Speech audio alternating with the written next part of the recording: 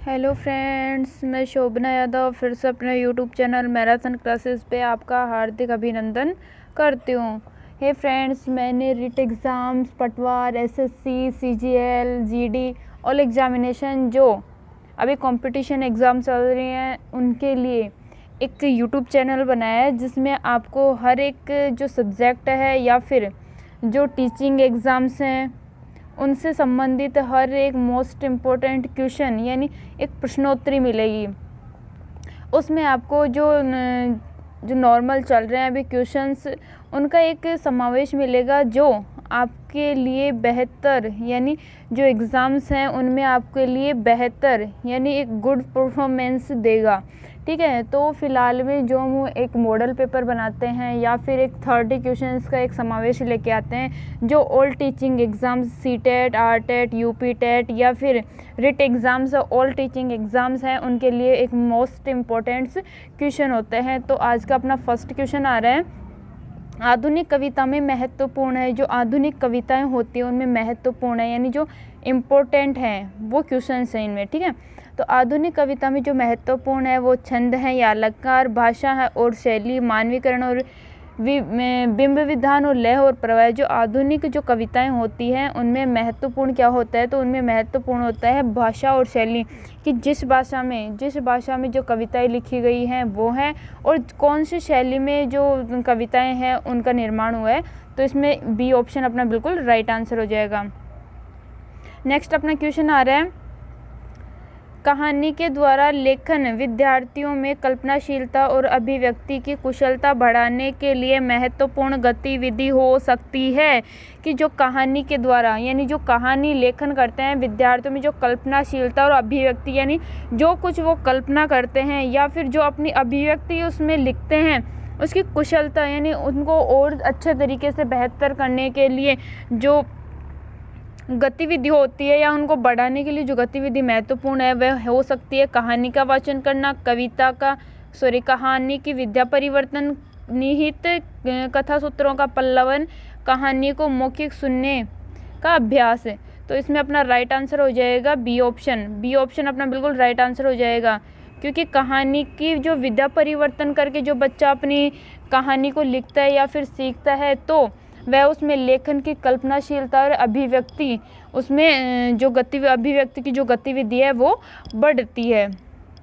Next अपना question आ रहा है थर्ड, मूल्यांकन के बारे में सत्य नहीं है। जो मूल्यांकन के बारे में सत्य नहीं है रटंत का अंत करता है। जी बिल्कुल राइट आंसर है, क्योंकि मूल्यांकन रटंत प्रक्रिया का अंत करता है। इसका निश्चित ढांचा होता है, ये भी बिल्कुल राइट आंसर है, क्योंकि ढांचे में जो मूल्यांकन होता है वो होता है एक वैध होता है, विश्वसनीय होता है और इसमें वस्तुनिष्ठता भी होती है। तो थर्ड ऑप्शन अपना रहा, उत्तर पहले से निर्धारित नहीं होते, ये बिल्कुल राइट आंसर होगा, क्योंकि मूल्यांकन में उत्तर पहले से निर्धारित होते हैं।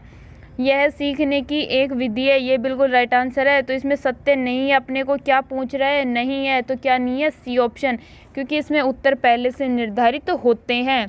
तो अपने यहाँ पे सी ऑप्शन बिल्कुल राइट आंसर हो जाए। फ्रेंड्स, अगर आप अपने नोट्स बनाना चाहते हैं तो इन क्वेश्चंस के जो नोट्स बनाए मॉडल पेपर वाइज आप इनके नोट्स बना सकते हैं या फिर आप स्क्रीनशॉट भी ले सकते हैं। नेक्स्ट अपना क्वेश्चन आ रहा है, समास की दृष्टि से कौन सा पद शेष से भिन्न है। दिन प्रतिदिन, भाषा शिक्षण, अर्थग्रहण और योग चेतना। तो कौन सा शेष है, दिन प्रतिदिन, ये तो अव्ययी भाव का होता है। दिन प्रतिदिन मैंने इससे पहले वाले मॉडल पेपर में बताया था, प्रतिदिन, प्रति एक अव्यय होता है, प्रति क्या होता है, एक अव्यय होता है। और भाषा शिक्षण का और ही अर्थ निकलता है, अर्थ ग्रहण का भी और ही अर्थ निकलता है और युग चेतना का भी अलग अर्थ है।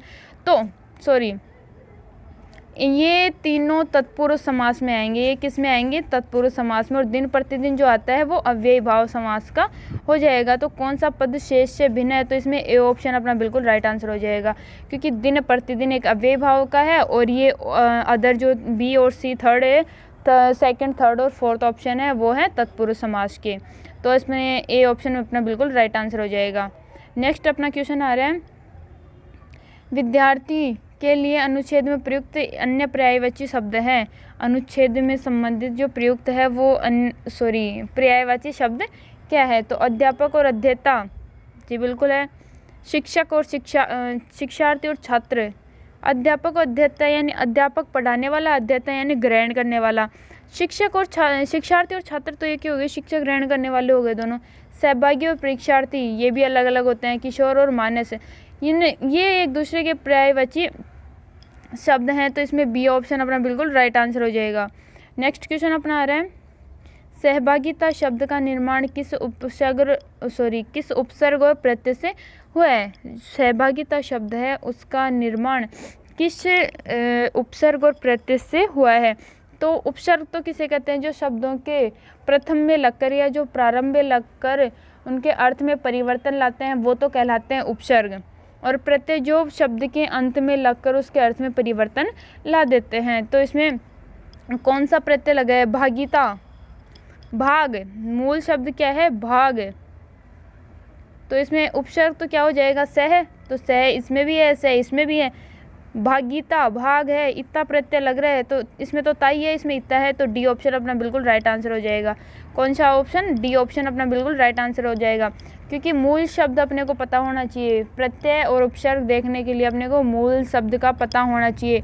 इसमें मूल शब्द क्या है, भाग, इसमें सह उपसर्ग लग रहा है और इत्ता प्रत्यय, तो इसमें क्या बन रहा है, सहभागिता।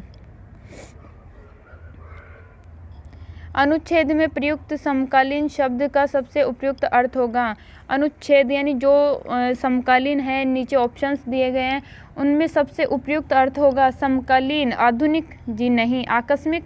आधुनिक जो अभी चल रहा है या फिर आएगा, आकस्मिक जो अचानक होता है ये भी नहीं है। समसामयिक, समकालीन जो अपने चल रहा है, समकालीन, समसामयिक, इसका बिल्कुल राइट आंसर हो जाएगा सी ऑप्शन। नेक्स्ट क्वेश्चन अपना आ रहा है,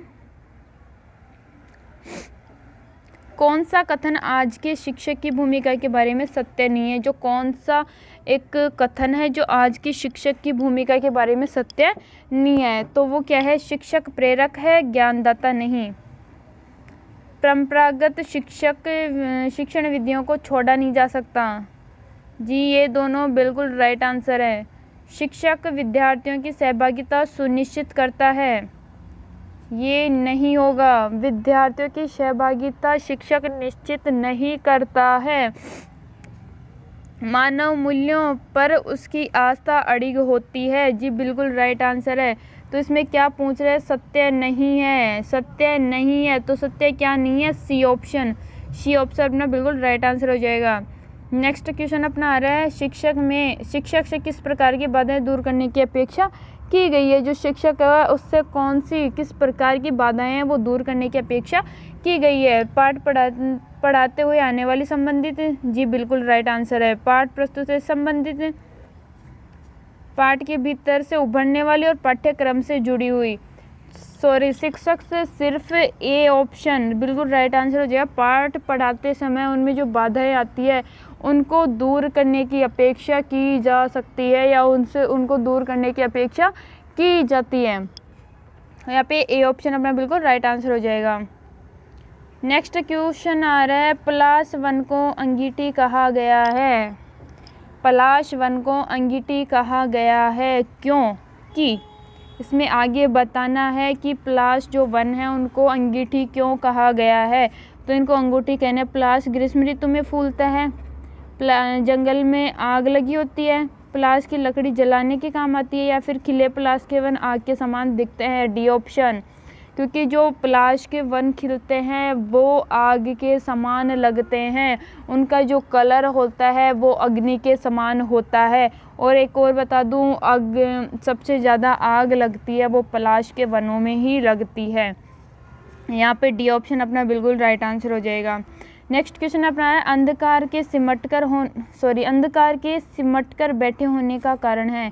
अंधकार के सिमट कर बैठे होने का कारण क्या है। अंधेरा है, बैठा है एक जगह, क्यों, फैला नहीं है, क्यों नहीं फैला, अभी सूर्योदय नहीं हुआ। अगर सूर्योदय नहीं हुआ तो अंधकार बैठेगा क्या, जी नहीं। किसान आग सेक रहे हैं, जी नहीं। अभी सूर्यास्त नहीं हुआ, ये बिल्कुल राइट आंसर होगा। स्थान का भाव ये जरूरी नहीं है, क्योंकि अगर सूर्य अपना उजाला दे रहा है तो अंधकार कहाँ से आएगा? अंधकार सिमट कर बैठा रहेगा। जैसे सूर्य अस्त हो जाता है, जैसे सूर्य अस्त होता है अंधकार फैलने लगता है। नेक्स्ट क्वेश्चन अपना आ रहा है, अचानक तुरंत फुरत घटनाएं होने का कारण है। अचानक जो तुरंत फुरत घटनाएं होती हैं, सुनते हो कि आवाज़, सूरज का डूबना, अंधेरा छा जाना, भेड़ों का बिखर जाना। तुरंत फुरत घटनाएं होने का कारण है तो अंधेरा छा जाना, सी ऑप्शन अपना बिल्कुल राइट आंसर हो जाएगा।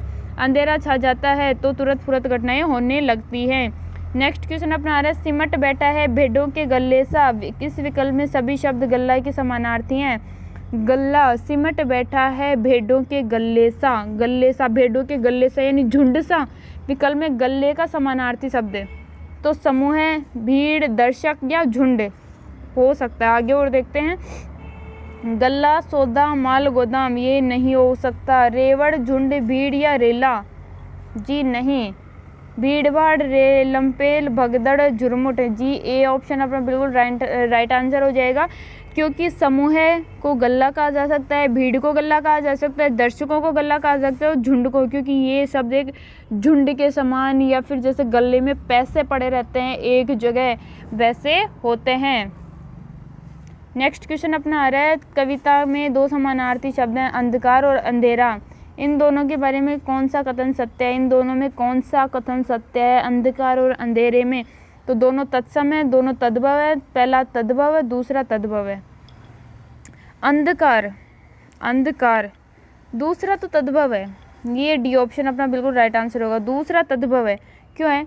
अंधकार, अंधकार तो इसको संस्कृत से उठाए। तद्भव शब्द किन्हें कहा जाता है? जो अपनी मातृभाषा यानी संस्कृत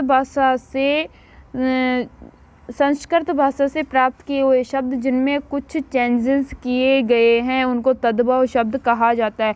तत्सम शब्द जो के जो, तत् यानी उसके समान, सम यानी तत् यानी उसके, सम यानी समान, यानी उसके समान जो प्राप्त किए हुए हैं उनको तत्सम कहा जाता है। उनको क्या कहा जाता है? तत्सम, यानी जो संस्कृत में प्रचलित शब्द हैं वो ही हिंदी में चल रहे हैं, उनको तत्सम शब्द कहा जाता है। इसमें डी ऑप्शन हमें बिल्कुल राइट आंसर हो जाएगा। नेक्स्ट क्वेश्चन अपना आ रहा है, शाम का सजीव चित्रण करने के लिए किस रूपक को अनुपयुक्त माना जा सकता है? सूरज की चिलम, आकाश का साफा, मोर की आवाज़, जंगल की अंगीठी, जी नहीं। इसमें बी ऑप्शन अपना राइट आंसर हो गए। नेक्स्ट क्वेश्चन अपना आ रहा है, अनायास में किस उपसर्ग का प्रयोग किया जाए कि इसका विपरीतार्थी शब्द बन जाए?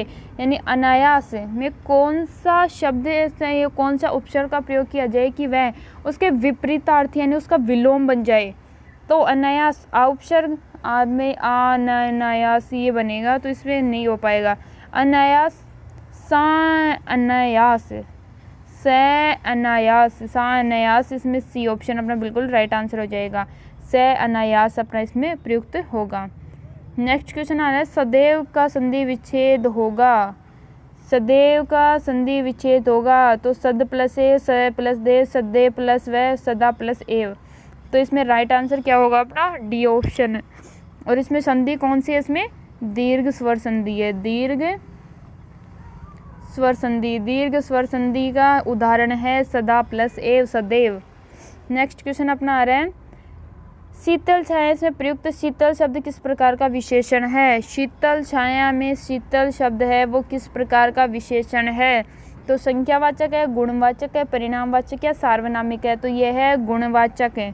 गुणवाचक, इसमें किसकी? शीतल होने की जो गुण बताया जा रहा है, ठंडा है या शीतल है, इसका गुण है। छाया का जो गुण है वो क्या है? शीतल, तो गुण बताया जा रहा है इसमें, तो यह गुणवाचक विशेषण है। बी ऑप्शन राइट आंसर हो जाएगा। नेक्स्ट क्वेश्चन अपना आ रहा है, निम्न में से किस शब्द में उपसर्ग एवं प्रत्यय दोनों प्रयुक्त हुए हैं? चतुर्दिक, अस्थायी, स्वाभाविक, अत्यंतिक। तो इसमें उपसर्ग और प्रत्यय, उपसर्ग तो क्या होते हैं? जो स्टार्टिंग में फर्स्ट में लगते हैं, और प्रत्यय होते हैं जो एंड में लगते हैं। जो एंड में लगते हैं वो प्रत्यय होते हैं और स्टार्टिंग में लगते हैं वो उपसर्ग होते हैं। तो इसमें अति, अति उपसर्ग है, इक प्रत्यय है। अति उपसर्ग, इक प्रत्यय क्या है? इसमें अति उपसर्ग, इक प्रत्यय, तो इसमें डी ऑप्शन अपना बिल्कुल राइट आंसर हो जाएगा। क्या होगा? डी ऑप्शन अपना बिल्कुल राइट आंसर हो जाएगा, डी। नेक्स्ट क्वेश्चन अपना आ रहा है, गीता में भगवान श्री कृष्ण ने कहा कि अत्यंतिक सुख का नाम आनंद है। प्रस्तुत मिश्रित वाक्य में किस प्रकार का आश्रित उपवाक्य है? विशेषण आश्रित, क्रिया विशेषण, संज्ञा आश्रित और इनमें से कोई नहीं। तो प्रयुक्त जो शब्द है उसमें गीता भगवान श्री कृष्ण ने कहा है, तो इसमें संज्ञा बता रहा है, संज्ञा है भगवान श्री कृष्ण ने। नेक्स्ट क्वेश्चन अपना आ रहा है, मोक्ष का विलोम शब्द होगा बंधन, मुक्ति, छुटकारा या स्वतंत्रता। तो इनमें मोक्ष का विलोम शब्द होगा, विलोम क्या है? विपरीतार्थ, जो इसका उल्टा होता है वो विलोम शब्द होता है। तो मोक्ष, बंधन, मोक्ष यानी मुक्ति, छुटकारा, स्वतंत्रता, ये तो मोक्ष के अर्थ होते हैं। ये तो मोक्ष का क्या होता है? अर्थ होता है। लेकिन बंधन क्या होता है? मोक्ष यानी छुटकारा, स्वतंत्रता या मुक्ति। और मोक्ष का जो उल्टा पूछ रहा है तो इसमें क्या हो जाएगा? बंधन या पराधीन। तो फ्रेंड्स, आज के अपने क्वेश्चंस कंप्लीट होते हैं। आप मेरे मैराथन क्लासेस जयपुर के यूट्यूब चैनल को लाइक करें, शेयर करें, सब्सक्राइब करें और पास में लगे बेल आइकन को ज़रूर प्रेस करें। मैं आपके लिए ऐसे ही नए वीडियोस अपलोड करती रहूँगी। तो फ्रेंड्स, अपने जो फ्रेंड्स हैं उनके साथ शेयर कीजिए और नए वीडियोस देखते रहिए।